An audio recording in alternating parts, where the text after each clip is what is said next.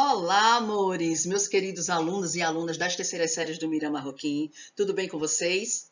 Pois é, hoje, dia 23 de março de 2021, professora Elisângela Souza, estranho, né? Elis, começando os trabalhos de língua portuguesa da semana. E aí vamos, como prometido, né? Vamos fazer a nossa revisão, resgatando aí os assuntos da série anterior, tá? Como toda professora de língua portuguesa, adoro uma metáfora, né? Olha aí o nosso caminho, você tem aí uma estrada nessa imagem e ao longo dela vários slides. Isso está representando o quê? A progressão dos conteúdos que serão trabalhados. E qual é a meta final? Enem 2021. É isso aí. A gente quer que lá, às vésperas do Enem, você se sinta apto a resolver as provas de todas as disciplinas, ok? Então, ampliando aqui, nessa revisão Enem parte 1, vamos trabalhar a variação linguística, a morfologia e a formação de palavras. Mas hoje, especificamente, só a variação linguística. O próprio nome já diz, né, gente? Variação. É uma variação, mudança da língua. E que mudança é essa? Olha, na prova do Enem é muito comum que você não consiga perceber a gramática embutida em todas as questões de texto. Toda a prova de língua portuguesa é texto, mas algumas questões apresentam gramática. A variação linguística é a que mais está presente. Em todas as provas do Enem, eu digo todas, tem pelo menos uma questão de variação linguística, tá? Por que isso acontece, gente? Devido à grande importância da diversidade da cultura brasileira. É muito comum você ver um contraste entre a língua na literatura, a língua na música, a língua nas artes, né? Tudo em contraposição à língua padrão, que é aquilo que a gente chama de norma culta, aquilo que está lá na gramática, tá? De forma formal. O modo como essas variantes acontecem é o que a gente vai estudar agora. Por que existe essa variação linguística? Primeiro, eu vou dizer para vocês que a variação linguística é um fenômeno natural, tá? Não é nada pensado. Ocorre pela diversificação dos sistemas de uma língua em relação às possibilidades de mudança nos seus elementos. Tanto pode ser uma mudança no vocabulário, pode ser na pronúncia, pode ser no contexto em que está sendo falada. Ela existe porque as línguas possuem características dinâmicas, sensíveis, né, a fatores como região geográfica, ao sexo, à idade, à classe social, ou então o grau de formalidade num contexto de comunicação.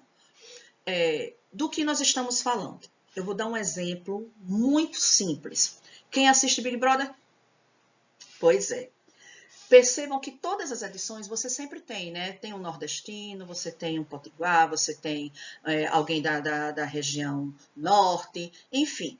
Nessa edição, a gente tem dois personagens que são nordestinos, mas uma em especial tem um sotaque que é muito mais carregado do que o outro, né? Estou falando da Juliette e algumas pessoas, eu ouvi até um comentário assim essa semana, essa Juliette, além dela, ela é advogada, então ela não deveria, né, falar errado.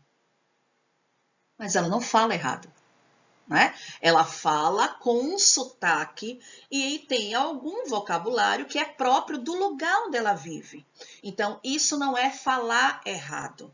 É uma variação linguística devido à região. Da mesma forma como o Rodolfo, né, que fala muito carregado no R, né, a porta, o portão. Então, assim, essas variações, elas existem. Às vezes é porque a pessoa usa gírias, às vezes é porque a pessoa mora num local diferente. E eu quero mostrar para vocês que quando a gente julga errada uma determinada variação da língua, é como se a gente estivesse emitindo um juízo de valor sobre os falantes. E isso é um preconceito linguístico. Elisa, existe preconceito linguístico? Existe sim. Existe preconceito racial, social, né? Religioso, e existe o preconceito linguístico. É quando você julga o outro pela forma como ele fala, ok? Vamos primeiro entender o que é a norma padrão. É aquilo que está estabelecido na gramática, né? E o que é a língua coloquial? É a situação do cotidiano, é o dia a dia. Então, é correto afirmar que somente a norma padrão é a forma adequada da língua? Não, né, gente? Forma adequada é aquela de acordo com o contexto. É comum na nossa sociedade a gente achar que só é correto aquilo que está na gramática. Mas a norma culta em relação à língua coloquial, elas são coexistentes, ok? Vamos analisar aqui. Olha essa imagem. Você tem um rapaz de terno, né? E tem um certo ou errado. Olha o que ele está dizendo. Veja que belos movimentos elípticos fazem essas ondas, meu caro amigo. Pegá-las-emos nesse instante ou mais tardiamente. Gente, com certeza o cara do lado não está entendendo absolutamente nada, né? Então, não adianta você fazer uso da norma culta se para aquela situação ela não está adequada.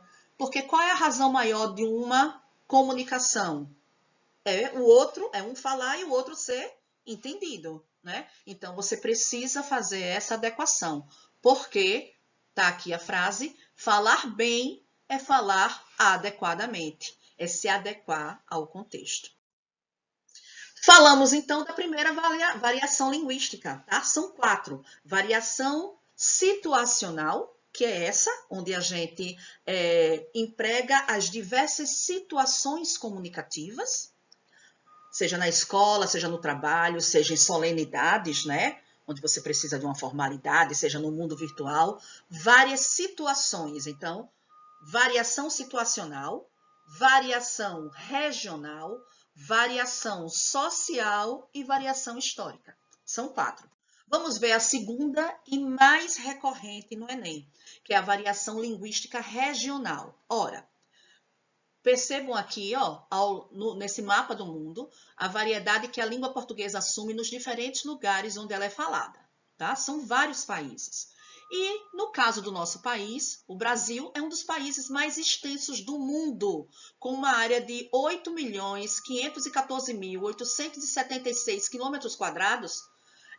Seria difícil, né, imaginar que a língua portuguesa falada no Acre, aqui em cima, seria a mesma do Rio Grande do Sul, né? Trouxe até para vocês aqui, ó, cada região possui diferenças linguísticas, tanto na fala como no vocabulário. Gente, é muito comum você dizer assim, a gente usa aqui, em Alagoas. Eu vou participar do racha. Racha? Mas racha não é de rachadura? Não, racha é a pelada, é o jogo de futebol, né? Lá em Salvador o pessoal fala baba. Quando eu ouvi a primeira vez, eu vou pro baba. Aí baba não é aquilo que escorre da boca, né? Mas baba é a pelada, o jogo de futebol, né? E aí você tem o jerimum, que é a abóbora, a sustância, né? Come isso, menino, que tem muita sustância, é a energia dos alimentos. Campo Santo, que é o cemitério, na região sul é muito empregado. Alçar a perna, quer dizer, montar a cavalo. Guacho, animal que foi criado sem mãe. Na região norte tem o miudinho, que é um menino pequeno. Ele é tão miudinho.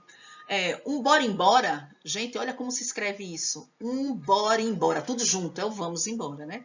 E levou o farelo. Infelizmente, fulano levou o farelo. Morreu.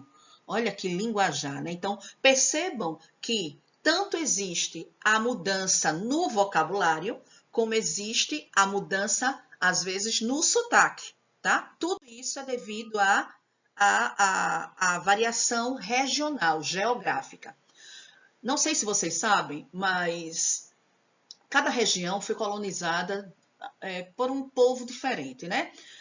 No caso, na região sul, os principais colonizadores foram os alemães. Já na região nordeste, aqui onde a gente vive, quem nos colonizou foram os holandeses. E lá a palavra son, S-O-N, significa filho. Então é muito comum aqui no Nordeste a gente ter Jefferson, tá? É como se fosse o filho do Jeffer. Anderson, Neidson, Cleidson. Não é? Aí não sei se você já tinha percebido. É muito comum. E essa terminação som veio de onde? Dos holandeses, tá? Então, da mesma forma, no Rio de Janeiro, A principal colonização foi a portuguesa, então você tem um S muito arrastado. Eles falam esqueiro, escola, esquina. Parece que tem 3 S juntos, não é? É isso tudo que eu estou falando para vocês é a variação linguística regional, devido às mudanças geográficas. E aí vamos às variações sociais, tá? Que elas variam quando o falante tem uma classe social diferente, ou ele é de um grau de educação diferente, né? Alguém teve acesso à educação e o outro não, ou quando são profissões diferentes, como eu tenho um exemplo aqui, ó, o réu vive de espórtula, tanto que é notória a sua cacosmia. Gente, isso é linguajar jurídico. Ou então, pela idade, como é o caso aqui, ó, um rapazinho, um surfista. Oi, rapaz e do surf, brigadão pela moral que vocês estão me dando. Pô, tá muito bom quando tá batendo aquelas ondas na prainha. Tá show, valeu, brigadão.